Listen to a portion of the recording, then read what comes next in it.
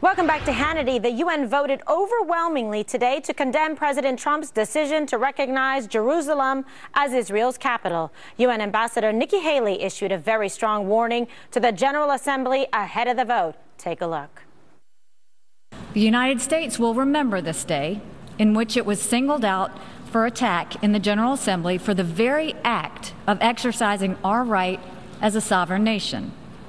We will remember it when we are called upon to once again make the world's largest contribution to the United Nations. And we will remember it when so many countries come calling on us, as they so often do, to pay even more and to use our influence for their benefit. America will put our embassy in Jerusalem. That is what the American people want us to do. And it is the right thing to do. No vote in the United Nations will make any difference on that.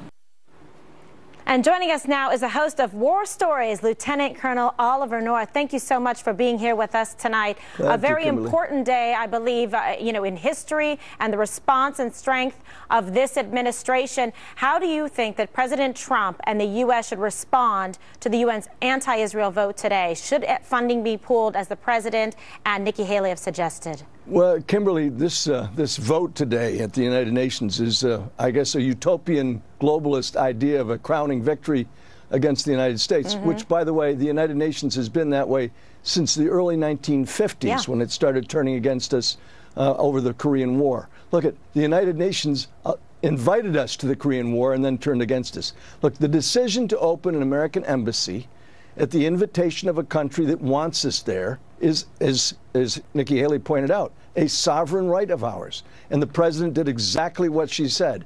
He acted on behalf of the American people, who overwhelmingly supported. Of the 193 member nations of the UN, 9 voted against it, 35 abstained, and 21 were absent, a total of 65.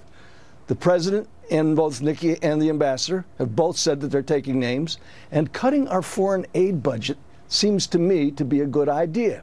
It's probably not going to play well in Afghanistan or Egypt or Jordan or Pakistan, but maybe it's time to invite the UN to take up residence in one of the 128 nations who voted against our sovereign right. I think it was a good idea when Jeane Kirkpatrick suggested back in the 1980s maybe they should move the UN to Moscow.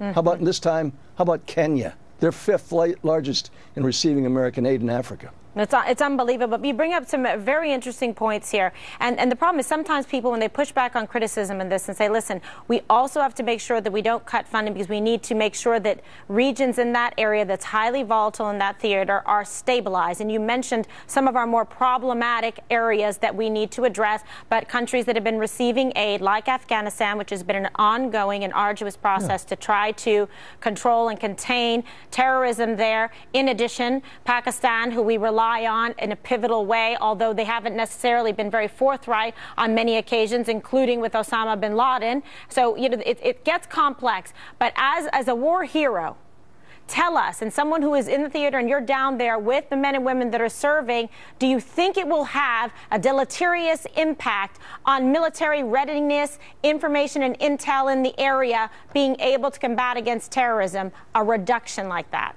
No, because there's no one else who can do it. The British voted against us in this thing. The French voted against us. And, of course, Russia. Combined, the 3 of them couldn't handle what we do in our commitments for national security to protect us, protect the American people. So, for example, military aid and stabilization aid in a place like Afghanistan or northern Iraq makes a lot of sense for us. But giving aid to dozens of other countries when the United Nations votes against it, does anybody remember? I do. Besides you and me, what used to happen with the so-called oil for food program run by the United Nations with our money, and the corruption and graft and greed at the United Nations headquarters, of course, carried out all over the Middle East at the same time. Look, the United Nations has nothing that they can stand up and say, we're proud of the way we act. All right, Lieutenant Colonel, thank you so much. More Hannity next. Appreciate you.